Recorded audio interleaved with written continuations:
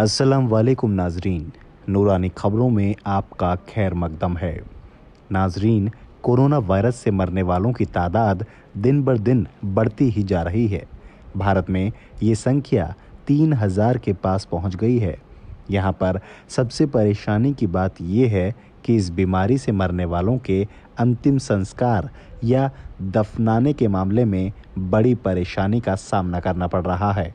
लोगों को सही जानकारी न होने के कारण और मीडिया में इस बीमारी का इतना प्रचार करके समाज में इतना डर पैदा कर दिया है कि कब्रिस्तानों में लोग कोरोना वायरस से मरने वाले लोगों को दफनाने का भी विरोध कर रहे हैं।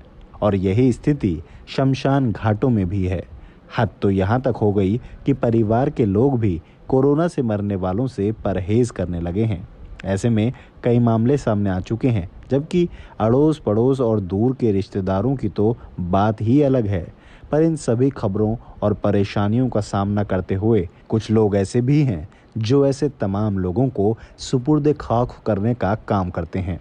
ऐसे ही गुजरात में एक शख्स हैं अब्दुल बारी, जो पिछले 30 सालों से गुजरात नगर पालिका की ओर से इस जिम्मेदारी को निभा रहे हैं और पहले भी कई प्राकृतिक आपदाओं में पूरी जिम्मेदारी के साथ अपना फर्ज निभा रहे हैं। पर आजकल कोरोना वायरस से मरने वाले लोगों के अंतिम संस्कार करने के संबंध में उनका कहना है कि मीडिया द्वारा इस बीमारी का इतना दुष्प्रचार कर दिया गया है, जिससे लोगों के मन में भय का माहौल पैदा हो गया है और लोग अपने सगे लोगों से भी दूरी बना रहे हैं। उनका कहना है कि हम WHO के गाइडलाइन के मानकों को ध्यान में रखकर सभी को दफनाने का इंतज़ाम करते हैं और मुस्लिम लोगों को दफनाते समय हम उनके घर से 4 लोगों को भी बुलाते हैं और जनाजे की नमाज और मैयत की मगफिरत की दुआ और जो भी इस्लामिक रिवाज होते हैं उनका पूरा ध्यान रखा जाता है। और इसी तरीके से अगर कोई हिंदू शख्स की बॉडी को ही हम पूरे हिंदू रीति रिवाज के साथ उसका अंतिम संस्कार करते हैं, जिसमें हमें नगर पालिका के साथ साथ कई सामाजिक संस्थाएं भी हमारी मदद करती हैं।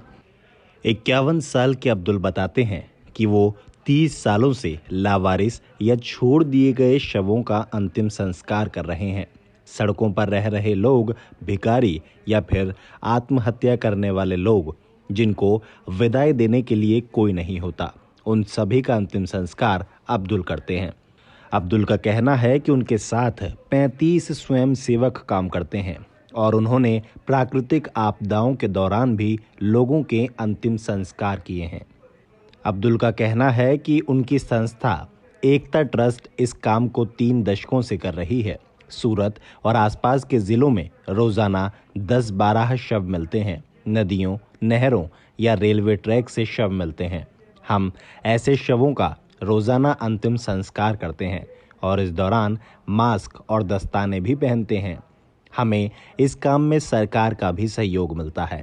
पुलिस, अग्निमिशन और नगर निगम की टीमें भी हमारा सहयोग करती हैं।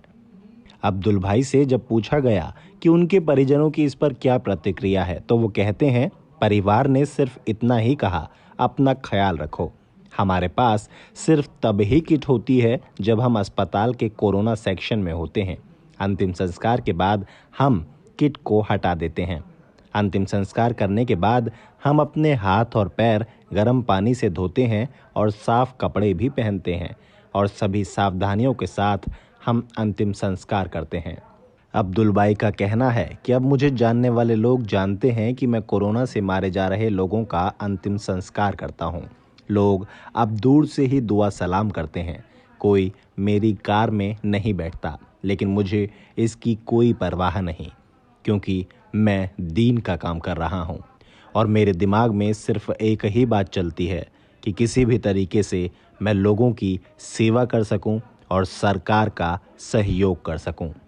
जब उनसे पूछा गया कि आपको ऐसे माहौल में जब इस वायरस का फैलने का खतरा इतना बना रहता है, तो आपको डर नहीं लगता कि हम सारा काम सबाब की नीयत से करते हैं, क्योंकि ऐसे समय में सरकार का साथ देना भी हमारा फर्ज है और किसी न किसी को तो ये काम करना पड़ेगा ही। लेकिन ऐसे में हम सबका फर्ज है कि हमें कोरोना वायरस से ग्रसित परिवार का साथ देना चाहिए, ना कि उनसे दूरी बनानी चाहिए। हम नूरानी खबरों की ओर से अब्दुल बारी और ऐसे तमाम लोगों को सलाम करते हैं जो इस परेशानी की घड़ी में ये नेक काम कर रहे हैं। नाजरीन, आपको ये वीडियो कैसा लगा हमें कमेंट बॉक्स में ज़रूर बताएं। हमारे इस वीडियो को लाइक करें और इसे शेयर करना ना भूलें। अगर आप हमारे चैनल नूरानी खबरों पर पहली बार आए हैं तो इसे सब्सक्राइब कर लें और साथ में दिए घंटी के निशान को दबा दें ताकि आने वाली नई वीडियो की जानकारी आपको मिलती रहे। अल्लाह हाफिज़।